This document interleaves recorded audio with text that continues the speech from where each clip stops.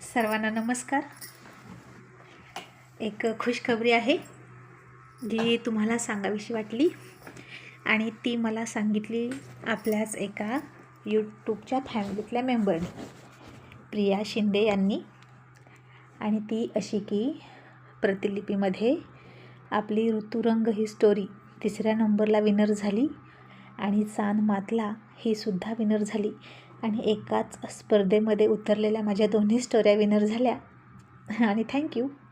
तर सई आणि कान्हा स्वित्झर्लंडला गेले आणि हनीमूनसाठी. आणि इकडे पाठीमागे कृष्णानं ठरवलं की तो परत यायच्या आत श्रीला फसवून त्याच्या सह्या प्रॉपर्टीच्या कागदावर घ्यायच्या आणि वकिलांशी ताबडतोब भेटून त्यानं सगळ्या प्रॉपर्टीचा कागद बनवायला सांगितला.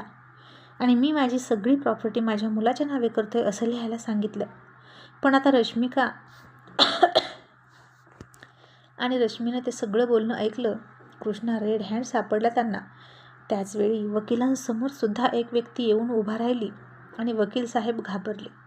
त्यांचं आणि कृष्णाचं झालेलं सगळं बोलणं त्या व्यक्तीनं रेकॉर्ड करून घेतलं होतं. आणि ते रेकॉर्डिंग ऐकल्यानंतर वकील घाबरले आणि म्हणाले, मी तुम्ही म्हणाल तसं करतो, पण श्री साहेबांना हे सांगू नका. आता त्या व्यक्तीनं वकिलांना गाडीत बसायला सांगितलं आणि त्यांना घेऊन गेला त्यांच्यासोबत. आणि इकडे रश्मी कृष्णाला म्हणाली, क्रिश, मी तुला तुझ्या जन्मापासून ओळखते आणि तू मला आत्ता कुठे ओळखायला लागला आहेस. त्यामुळे मला फसवण्याचा तू प्रयत्न करू नकोस. तू किती पाण्यात आहेस आणि तू काय काय करू शकतो हे मला चांगलंच ठाऊक आहे, कारण मी तुझ्या बापापासून तुला ओळखते. आणि कृष्णा म्हणाला, नाही मॉम, मी असं काहीच करत नव्हतो. अहो, सगळी प्रॉपर्टी माझ्या नावावर झाली तर मी ती तुमच्या नावावर करू शकेल ना. आणि रश्मिका म्हणाली, क्रिश, जर असं होतं तर तू वकिलांसोबत हे असले प्लॅन करतोस हे आम्हाला का नाही सांगितलं. आणि आता खरं बोल, याआधी तू काय काय तुझ्या नावावर करून घेतलं. माझ्या मेहरबानीमुळे तू ऐश आराम भोगतोयस आणि मला फसवतोस, अशी रश्मी म्हणाली. आणि कृष्णा खोटं बोलत म्हणाला, नाही, मी तुम्हाला काहीच नाही फसवत. रश्मिका म्हणाली, खोटं बोलू नकोस क्रिश. मग ती फाईल कशाची होती जी तू लपवून ठेवली होती आणि नंतर बाहेर घेऊन तिकडंच कुठेतरी बाहेर ठेवली. कृष्णा म्हणाला, मम्मी, तुम्ही तरी सांगा रश्मिकाला, मी असं करेल का. आणि ॲक्च्युली अजून माझ्या नावावर काहीच नाही झालं तर मी असं म्हणालो का तुम्हाला काही देणार नाही. अहो, आता कान्हा गेला आहे स्वित्झर्लंडला, मग त्याच गोष्टीचा फायदा घेऊन मी आता सगळी प्रॉपर्टी नावावर करून घेत होतो. आणि रश्मिका, असं काय म्हणतेस की मी तुला आपले प्लॅन सांगत नाही. श्रीपंडितला विष देण्याचा प्लॅन माझाच आहे हे मी सांगितलं नाही का तुम्हाला. आणि आता आपण आपल्यातच भांडत बसायचं आहे का. तसं असेल तर सांगा, भांडूया आपण एकमेकांशी, मग मिळाली आपल्याला प्रॉपर्टी. घ्या प्रॉपर्टी. आणि तुम्हा दोघींना वकिलासमोर आणून काय करू. मम्मी, त्यानं तुम्हाला ओळखलं असतं तर. शेवटी तो सुद्धा खूप जुना वकील आहे आणि त्यानेच तुमचा घटस्फोट करवला ना. त्यानं तुम्हाला इथं पाहिलं असतं तर. त्यानं मला सांगितलं सगळं की तुम्ही मुग्धाताईला हत्यार बनवून ऋतुपंडितला कसा त्रास देत होता, तेही सांगितले त्यानं मला. पण ते जाऊ द्या, आत्ता आपण आपल्यात भांडायचं आहे का. तसं असेल तर ठरवा काय करायचं ते. मी आत्ताच्या आत्ता बंगल्यातून निघून जातो, असं म्हणून कृष्णा चिडण्याचं नाटक करत तिथे बसला. आणि रश्मी आणि रश्मिकाला वाटलं की तो खरं बोलतोय, आपल्याला फसवत नाही. आणि मग रश्मिका म्हणाली, बरं असू दे, पुढचा प्लॅन काय आहे सांग. आणि कृष्णाला आता खूप नाईलाजानं वकिलांसोबत ठरवला होता तोच प्लॅन सांगितला, कारण त्या दोघींनी ते ऑलरेडी ऐकलं होतं आणि खोटं बोलून पर्याय नव्हता त्यांच्याकडे. म्हणून या दोघींनाही नाईलाजानं त्याला सामील करून घ्यावं लागलंच. आणि शेवटी कृष्णाच्या मनाविरोधातच झालं. आता या दोघींसोबत प्रॉपर्टी वाटून घ्यावी लागणारच होती. पण यांना प्रॉपर्टी द्यायची की नाही तो भाग वेगळा. आधी प्रॉपर्टी माझ्या नावावर येऊ दे, मग एकाला दाखवतो, असं तो म्हणाला. रश्मी आणि रश्मिका श्रीपंडितच्या प्रॉपर्टीपर्यंत पोहोचण्यासाठी जी सीडी आहे ना, सीडी ती मी आहे फक्त. आणि माझ्याशिवाय तुम्ही तिथपर्यंत पोहोचू शकतच नाही, हे मला माहीत आहे. सगळ्यात शेवटी मी तुम्हाला ठेंगाच दाखवणार आहे, असं म्हणून त्यानं दोघींना पाठवलं परत गोड बोलून. आणि पुन्हा वकिलांना फोन केला आणि म्हणाला, 2 दिवसात मी सांगितले तसे प्रॉपर्टीचे कागद रेडी करा आणि इकडे वकील हो म्हणून फोन ठेवला त्यांनी आणि त्यांच्यासमोर आता जी व्यक्ती होती त्या व्यक्तीनं सांगितलं वकिलांना की आता कृष्ण म्हणतो तसं नाही तर मी म्हणतो तसे कागद तयार करा प्रॉपर्टीचे, आणि खबरदार जर त्याला सांगितलं तर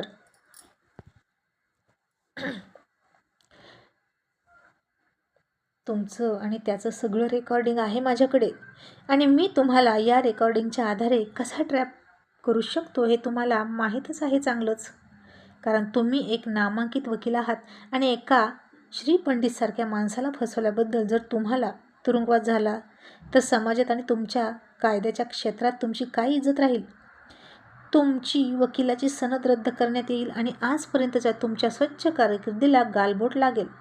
आणि तुमचा मुलगासुद्धा आता वकिली करतोय ना, मग त्याच्याकडे सुद्धा एका विश्वासघाती वकिलाचा मुलगा म्हणून बघितलं जाईल आणि एकही केस त्याच्याकडे येणार नाही.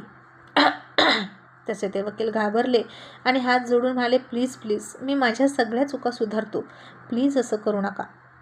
आणि मग ती समोरची व्यक्ती म्हणाली, ठीक आहे, जे काही असेल ते सगळं मला खरं खरं सांगायचं आणि आत्तापर्यंत तुम्ही काय काय केली कृष्णाची मदत ते सुद्धा सांगा, आणि मग इथून पुढं मी सांगतो तुम्हाला काय करायचं ते, आणि तुम्ही तसंच करायचं. आणि वकील म्हणाले हो, आणि सगळं खरं खरं सांगितलं आणि म्हणाले, मला इतकंच माहीत आहे, मला फक्त प्रॉपर्टीतला 10% हिस्सा देतो, तुम्ही असे पेपर्स बनवा असा कृष्ण म्हणाला, बाकी मला काहीच माहीत नाही असं तो वकील म्हणाला.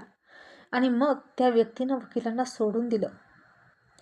आणि मग आता इकडे अमित घरी आला आणि मुग्धाला म्हणाला, मुग्धा, अगं असं ऐकायला मिळते की सई निरंजन अंकलची मुलगी आहे. It's very big for news for Sai, हो ना? आणि मुग्धा आनंदून म्हणाली, हो ना अमित, अरे मला सुद्धा तिला भेटायला जायचं होतं, किती आनंदाची बातमी आहे ही. आणि तिला काय वाटत असेल रे खऱ्या आईवडिलांना भेटून. पण काना आणि ती स्वित्झर्लंडला गेलेत हनीमूनसाठी. आणि अमित म्हणाला, हो मला कळलंय, पण दोघांची जोडी छान आहे ना. आणि मुग्धा, तुला सांगू, तुझा भाऊ आहे ना कृष्ण, त्याच्याकडे बघितल्यानंतर असंच वाटतं की तो कायम असा असमाधानी का असतो ग. इतकी संपत्ती आहे, इतका पैसा ऐश्वर आहे, तरीही तो कसल्या तरी हव्यासानं पछाडलेला वाटतो. आणि मुग्धा म्हणाली, हो अमित, तुमचं खरं आहे अगदी, लहानपणापासून कृष्णा तसाच आहे, एकही वस्तू कोणाला देत नाही, सगळं त्यालाच हवं असतं एकट्याला. माझ्याशी तर कायम भांडायचा खेळण्यावरून, मी त्याला माझं सगळं द्यायचे, पण माझं सगळं घेऊनही त्याचं समाधान व्हायचं नाही. आणि अमित काहीतरी विचार करत म्हणाला, हो असं वाटतंय खरं, त्याला तुझ्याही हिश्श्याचं घ्यायचं आहे असं दिसतंय. मग मुग्धा कान्हाची आठवण येऊन म्हणाली, अमित मी त्याला फोन करू का हो? आणि मी फोनवरच बोलते सईसोबत. अमित म्हणाला, आता कुठे, त्यांना त्यांची हनीमून ट्रिप एन्जॉय करू दे, त्यांना डिस्टर्ब करू नकोस. अगं एकतर आत्ता कुठे योग आला आहे त्यांचा एकत्र येण्याचा, लग्न झाल्यापासून दूरच होते.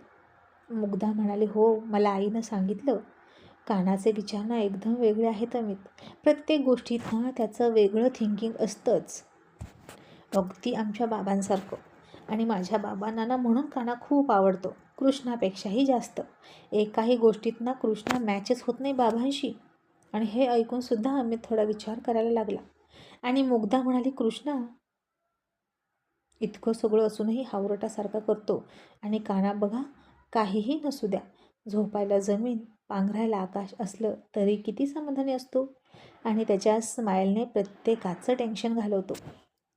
आणि आपल्या लग्नात सख्ख्या भावानं केलं नाही इतकं कान्हानं माझ्यासाठी केलं.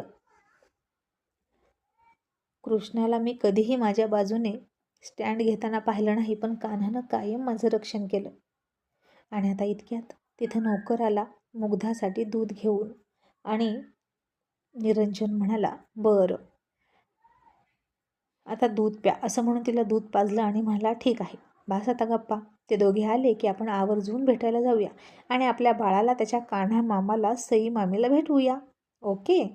आणि मुग्धा पोटावर हात ठेवून समाधानानं हसली. आणि अजूनपर्यंत तरी मुग्धाला काहीही कॉम्प्लिकेशन्स आले नव्हते प्रेग्नन्सीमध्ये, कारण अमित तिची खूप काळजी घेत होता. आता श्रीवर विषप्रयोग झाला याची बातमीसुद्धा बाहेर कुठे गेलीच नव्हती, मुग्धापर्यंत तर नाही तर तिनं खूप टेन्शन घेतलं असतं. आणि आता इकडे कान्हा आणि सई स्वित्झर्लंडमध्ये पोहोचले आणि ते दोघेसुद्धा पहिल्यांदाच इतकं सुंदर शहर पाहत होते.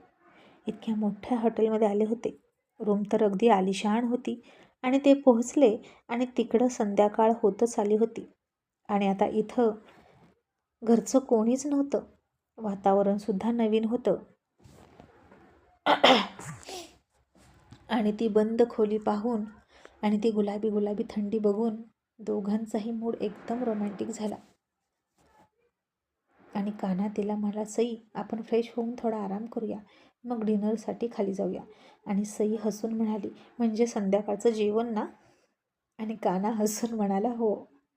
आणि मग सकाळी ब्रेकफास्ट करूया. आणि सई पुन्हा हसून म्हणाली, म्हणजे रात्रीचा भात किंवा शिळ्या चपातीचे तुकडे, हो ना? आणि कान्हा हसून म्हणाला, काय चाललंय तुझं, अशी का बोलतेस?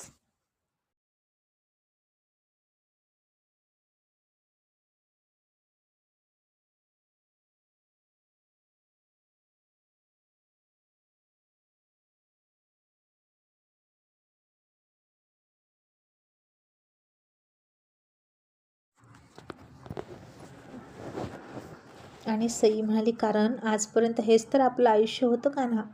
श्रीमंत लोक ब्रेकफास्ट म्हणतात, लंच म्हणतात, डिनर म्हणतात आणि आपल्याकडे नाश्ता ब्रेकफास्ट म्हणजे रात्रीचं उरलेलं असतं आणि ते जर नसेल तर ब्रेकफास्टला सुट्टी. आणि कान्हा, तुला खरं सांगू, माझे वडील इतके श्रीमंत आहेत हे आता मला कळतंय, पण मला त्यांचं काहीच वाटत नाही रे. मी तर त्यांच्याही आधी, ते आयुष्यात येण्याआधी श्रीमंत झाले होते. कान्हा काहीच न कळून तिच्याकडे बघत म्हणाला, कशी? आणि सई म्हणाली, तुझ्याशी लग्न करून.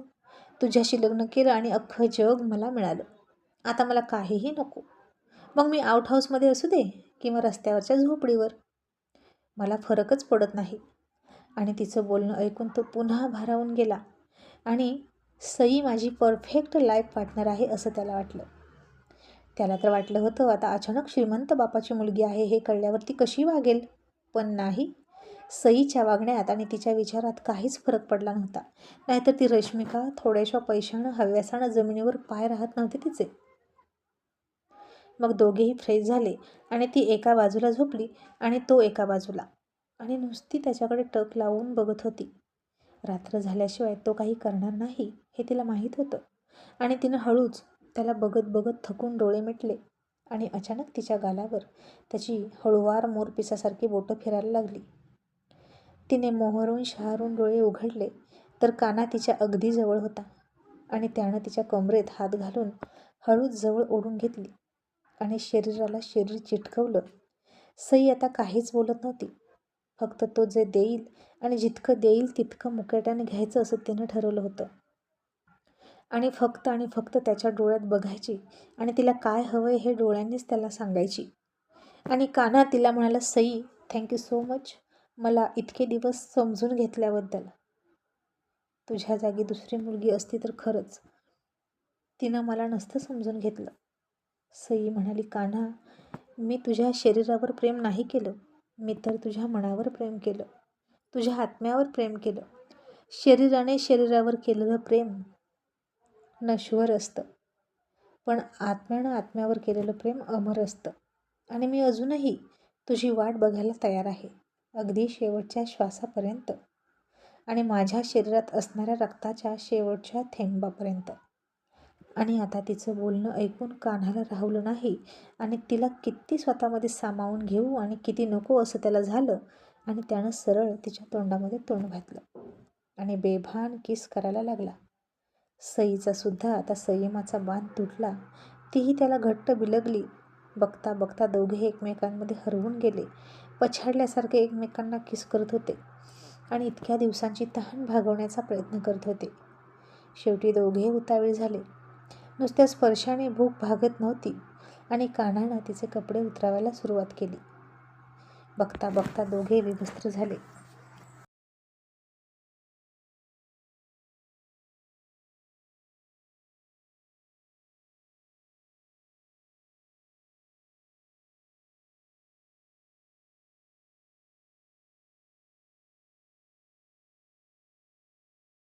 आणि मग तो तिच्यावर आला आणि आज सई खऱ्या अर्थानं फुलणार होती. आणि कान्हा तिच्यात प्रवेश केला आणि तिच्या तोंडातून अस्पष्ट अशी वेदनेची किंकाळी उठली आणि थोडाच वेळ तिला वेदना झाल्या आणि नंतर त्या वेदनांची फुलं झाली. कान्हा तिच्यावर प्रेमाचा वर्षाव करत होता आणि सई स्वर्गीय सुखात न्हाऊन निघत होती. आणि शेवटी दोघांना हवंहवंसं वाटणारं ते मधुर मिलन शेवटी झालं आणि दोघेही तृप्त होऊन आराम करायला लागले. आता डिनरसुद्धा कान्हानं रूममध्येच मागवला आणि डिनर करून पुन्हा प्रेमाचा दुसरा राऊंड तो पूर्ण करायला लागला. पुन्हा सकाळी उठून सईचं पूर्ण अंग ठणकत होतं, पण त्यामध्ये तिला वेदना वाटत नव्हती, तर खूप गोड ठणका होता तो. आणि सई कानाबाहेर पडतच नव्हते. रूममध्येच खायचं प्यायचं आणि तिथेच प्रेमाचा वर्षाव करायचा. सलग 1.5 ते 2 दिवस त्यानं असंच केलं. आणि इतक्या दिवसाच्या प्रतीक्षेनंतर त्यानं तिच्यावर इतकं प्रेम केलं आणि सईची आता त्याच्याविषयी काहीही तक्रार राहिली नाही. मग आता असेच आणखीन 2-4 दिवस निघून गेले. सई कानाबाहेर फिरायचे, मधूनच घरी फोन करायचे, सगळ्यांशी बोलायचे. सईसुद्धा निरंजनसोबत बोलायची. त्यांचे दिवस मजेत सुरू होते. आणि इकडे एक दिवशी कृष्णानं संधी साधली. निरंजन श्री दोघांनीसुद्धा ड्रिंक केली होती. निरंजन त्याच्या घरी गेला आणि कृष्णानं मात्र ड्रिंकच्या नशेत असलेल्या श्रीकडून तिथंच त्या कागदावर सह्या करून घेतल्या आणि फायनली सगळी प्रॉपर्टी माझ्या नावावर झाली म्हणून खूप हसायला लागला. आणि इतक्यात शेखरसुद्धा रश्मीला फोन करून म्हणाला, ताई अगं तू म्हणत होती तसंच झालं. वंदना मला फसवत होती. तिच्याकडे जे मूल आहे ना ते माझं नाहीच. मी DNA चेक करून बघितलं आमचा. तशी रश्मी म्हणाली, काय? वंदना तुला कुठे भेटली? कुठे आहे ती? शेखर म्हणाला, आहे तिथेच आसपास कुठेतरी. पण तिची किती हिंमत बघ ना, मला फसवत होती आणि दुसऱ्याचं मूल माझ्या माथी मारत होती. ताई माझा तर वंश बुडाला ग, आता मी काय करू? आणि रश्मीने फोन ठेवला आणि म्हणाली, म्हणजे नक्कीच श्रीचा मुलगा जिवंत आहे. वंदनानं त्याला सांभाळून मोठा केला की काय? आता वंदनाला शोधावी लागेल आणि श्रीच्या मुलाला पण शोधावं लागेल आणि त्याला संपवावं लागेल. श्रीला सगळं सत्य समजायचं आत त्याचा मुलगा संपवायला हवा. मी श्रीला त्याचं मूल मिळू देणारच नाही. त्याला निपुत्रिक तडफडून मरताना बघायचं आहे मला. आणि मग कृष्णानं रश्मिकाला फोन केला आणि रश्मीला फोन केला आणि म्हणाला, प्रॉपर्टी नावावर झालेली आहे. आणि आता रश्मीचं तर सगळंच टेन्शन निघून गेलं आणि म्हणाली, अरे वा, म्हणजे आता श्रीला आणि ऋतूला धक्का देण्याची वेळ आली. पण कृष्णा, श्रीचा मुलगा जिवंत आहे हे कळलंय का तुला? आणि मला कळलंय ते. कृष्णा म्हणाला, आता तो इथे आला तरी त्याचा फायदा नाहीच, कारण आता आपणच सगळं सत्य सांगणार आहोतच की, मग कशाला घाबरायचं? सगळी प्रॉपर्टी घेऊन सगळं सत्य सांगून त्यांना इथून हाकलून द्यायचं. आता फक्त त्यांना हाकलून देऊन आपण राज्य करायचं. आणि रश्मी कृष्णाला म्हणाली, मी येते. श्री आणि ऋतूला गोकुळमधून धक्के मारून काढण्यासाठी येते. आणि कृष्णा, तू माझ्याशी आता नाही खोटं बोललास, प्रामाणिकपणे प्रॉपर्टी नावावर झालेली सांगितली. मग मीही तुला आता एक गुड न्यूज देत सरप्राईज देणार आहे. मी तुलाही तुझ्या जन्मदात्याचं नाव समजेल. आणि हे ऐकून कृष्णा थोडा चकित झाला. आणि आता उद्याचा दिवस ऋतू आणि श्रीसाठी फार धक्कादायक असणार होता आणि रश्मी खूप मोठा खुलासा करणार होती.